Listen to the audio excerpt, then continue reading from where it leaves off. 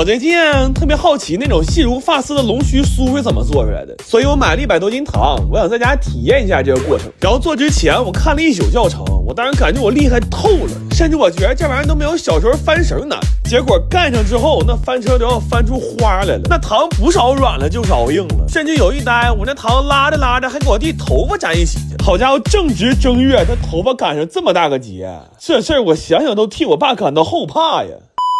后来在做的过程里，我们一直在失败，甚至一度熬糖的速度都赶不上我们失败的速度了。关键这玩意儿它没法通过结果倒推过程，就是失败了之后，我们不知道因为什么而失败的。换句话说，就是我们知道错了，但不知道错哪儿。后来我去问了问我姑，我记得他2年前就做成过，他在一些细节上帮我们进行了校正，同时让我明白了很重要的一环是拉糖时候的温度。这个温度虽然没有具体数值，但可以通过一些行为给它具象化，就是拉糖的时候，只要它足够把手烫得通红，那这事儿基本就成一半了。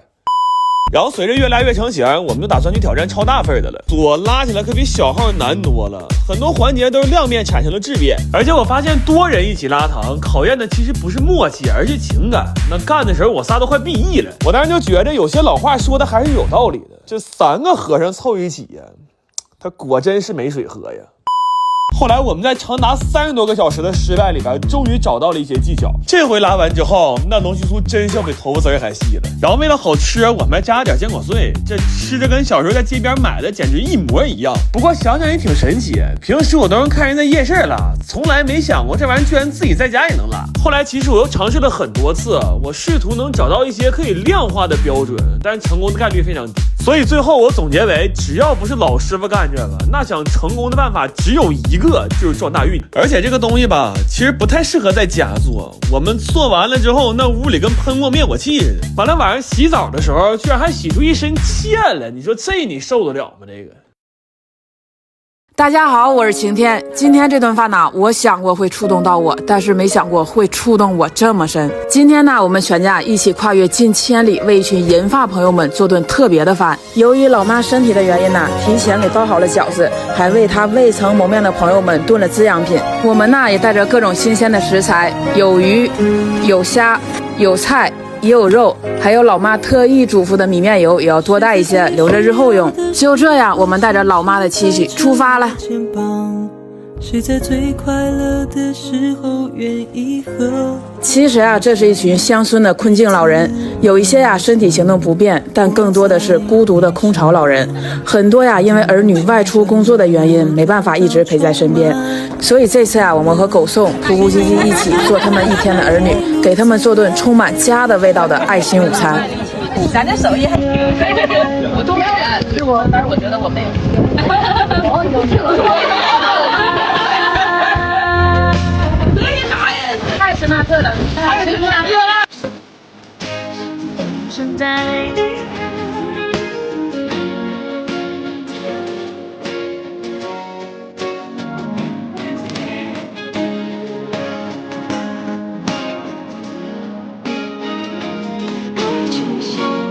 给我看饿了，知道吗？太香了。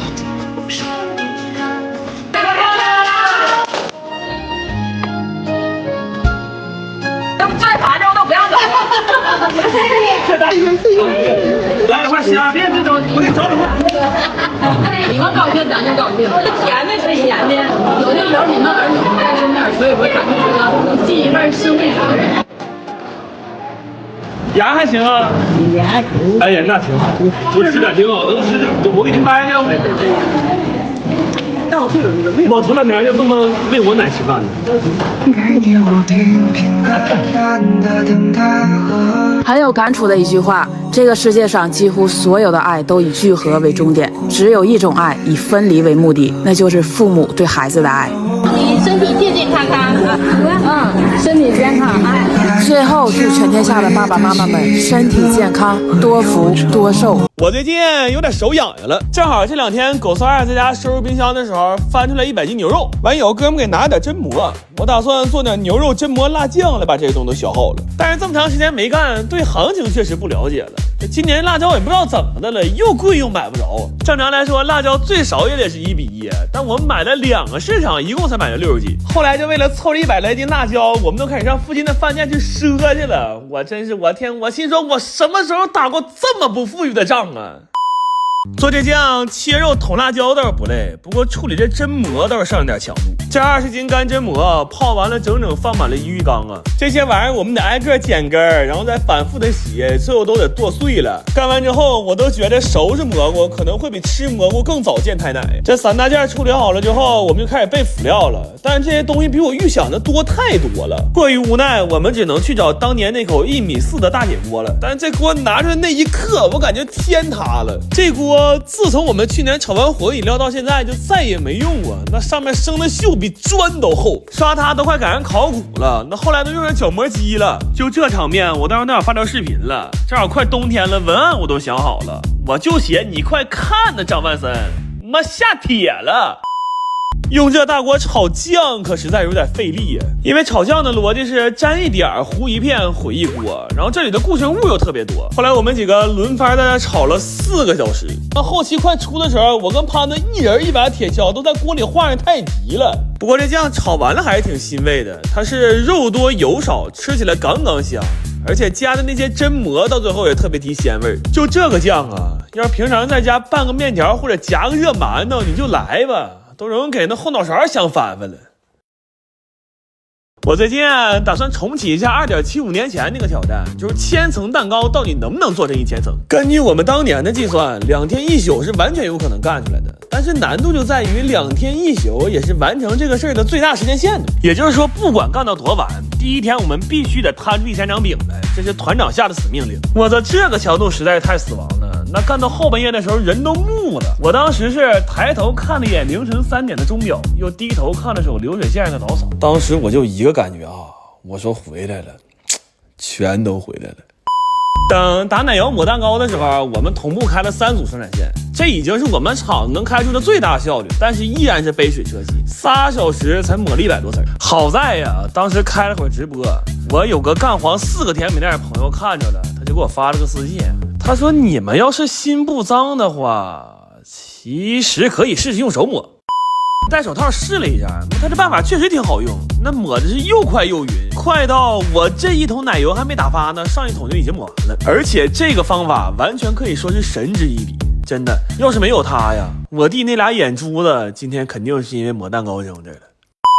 抹完了1000层之后，我们遇到的问题就是怎么把这几个碟摞起来。当时想了很多办法，最后还是感觉用手稳一点。前面摞300层的时候一直很顺利，但是摞到第500层的时候，它就开始栽歪了。然后我们用筷子矫正了一下，摞到600层的时候依然很稳固，但是到第800层的时候天彻底塌了，就是它已经没法保持平衡了，而且由于太重了，下面的都有被挤碎的了。最后200层摞的时候就纯靠人把着了，甚至感觉一喘气就要塌。后来量了一下，一共是75厘米高，其实正常应该是在90到100厘米之间。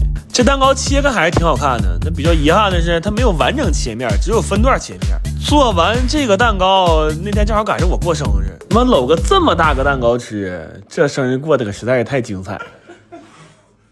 你吹